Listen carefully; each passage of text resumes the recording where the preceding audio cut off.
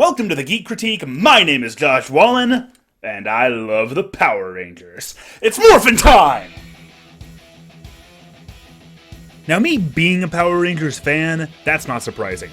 If you were a kid in the mid-90s, and according to my analytics you very well might have been, then chances are you loved them too. But I'm not using past tense here. The show is still running to this day, and I never completely stopped being a fan.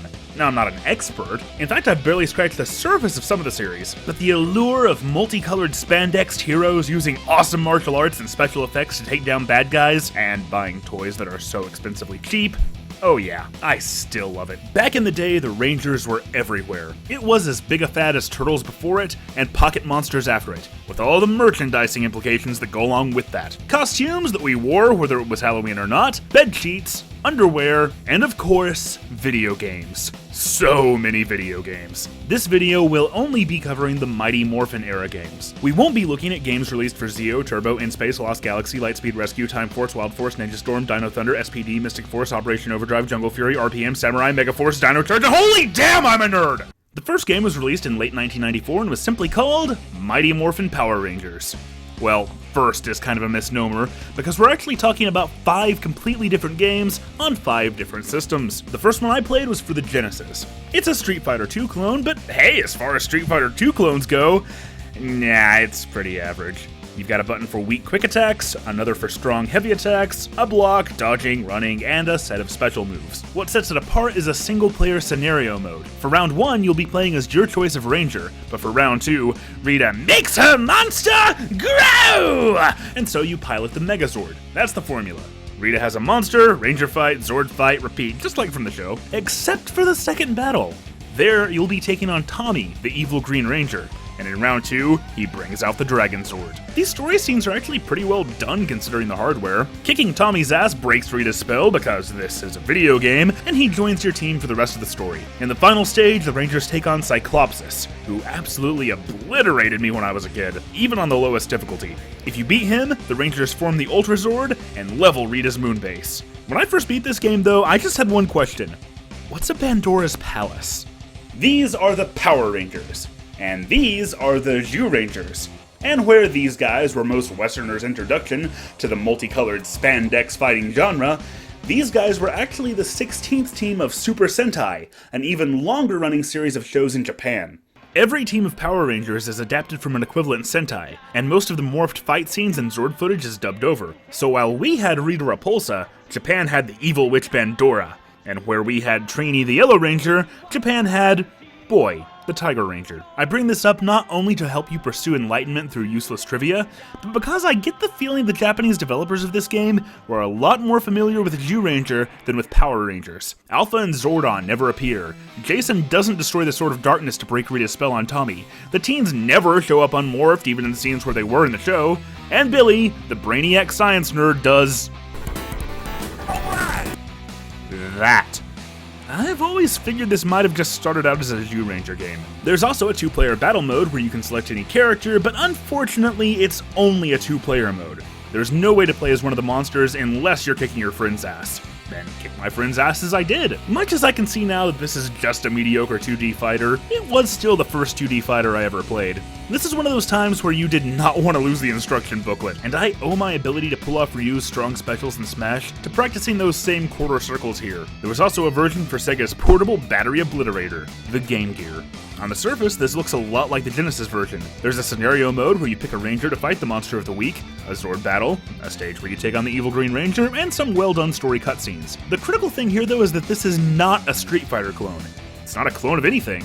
It's a hybrid between a fighter and a beat-em-up, but it is a hell of a lot faster paced than the Genesis version, and the combat is surprisingly crunchy. That speed, combined with a ton more unique animations and special moves, means this game just feels a whole lot more reminiscent of the show. One of the Megazord's moves even has it going into tank mode. How cool is that? Once you have the Green Ranger, you can even select between the Megazord, Dragonzord, or the combined Dragonzord in fighting mode.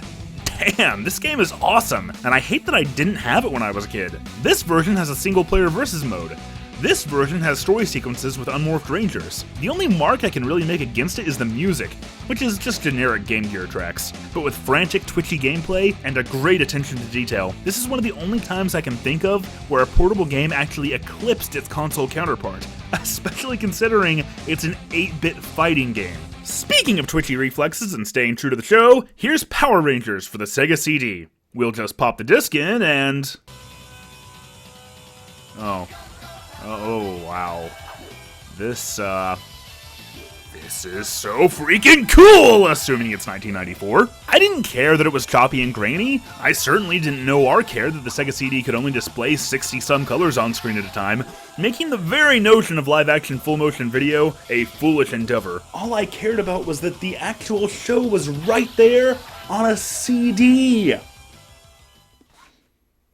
The 90s were a different time. Alright, let's get into the game and... Okay, another scene from the show, fair enough. Setting up the plot. Okay, some putties are attacking, here we go, and... Yep, this is the whole game. When you were a kid, did you ever watch a TV show and pretend you were playing the game and could control the action? What was that just me? Yeah, in any case, that's pretty much all this is.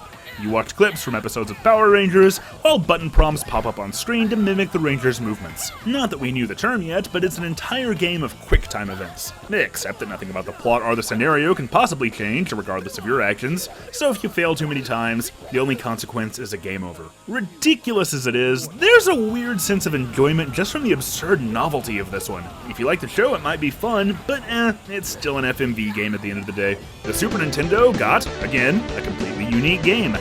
The days when there were actual differences between competing consoles. This one's a side-scrolling beat-em-up, and... Oh, well, that's pretty cool. You start each stage unmorphed, and I dig the cartoony sprite work they used here. Midway through the stage, the monster of the week shows up, and... Oh dear. For some reason, American artists just loved to depict the Power Rangers as buff, muscle-bound superheroes, rather than the nimble martial artists they were supposed to be. And speaking of inaccurate depictions, let's take a look at what happens to Kimberly. Every Ranger is just a palette swap of the Red Ranger, complete with his oh-so-masculine physique and Tyrannosaurus helmet. This is a common practice across these titles, and admittedly, you could almost get away with it for the male Rangers, but come on. Even the Genesis game gave the Pink Ranger a unique sprite. Is this some alternate continuity where Zordon had a shortage of giant robots? Jason, bold and powerful, you shall command the Tyrannosaurus Dinozord. Zachary, you are clever and brave. You shall command the Tyrannosaurus Dinozord. Kimberly, graceful and smart. The Tyrannosaurus Dinozord shall be yours. Billy, patient and wise. You shall command the powerful Tyrannosaurus Dinozord. Trini, fearless and agile. The Tyrannosaurus Dinozord will be under your command. I do kind of like the idea of being able to morph as a mid-stage power-up. I'd just like to more directly control it. Lots of things could be better executed, actually. There's only one attack button, and you got a low attack, a jump attack, and a combo. Even as later stages bring in platforming challenges and more diverse obstacles, it all just gets kind of bland.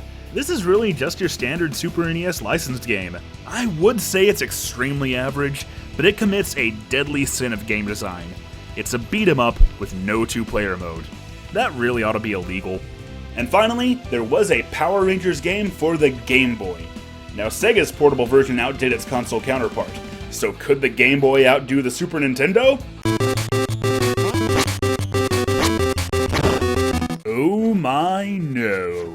Pick a Ranger, and thrill as the entire stage gets matted with your Ranger's color. Use your one attack button to make putties disappear. It's edge of your seat action, as they didn't even bother with a jumping animation. This game sucks. Power Rangers was most definitely a case where Sega did what Nintendo didn't. Sega's Power Rangers games are more fun, better designed, and especially in the Game Gear's case, much more true to the source material. I guess the Super NES brawler might be okay if you're a fan, but Nintendo's versions never even feature the Green Ranger. But there would be more. Oh, so many more, as 1995 would bring the Rangers to the silver screen. With that merchandising frenzy came 5 more games, all with the same name, Mighty Morphin Power Rangers the Movie. We'll talk about those next week. Subscribe so you don't miss it, although it is actually out right now if you'd like to back me on Patreon. Hit the thumbs up, like me on Facebook, and follow me on Twitter. Check out all my other episodes, and You keep geeking, I'll keep critiquing. More phenomenal!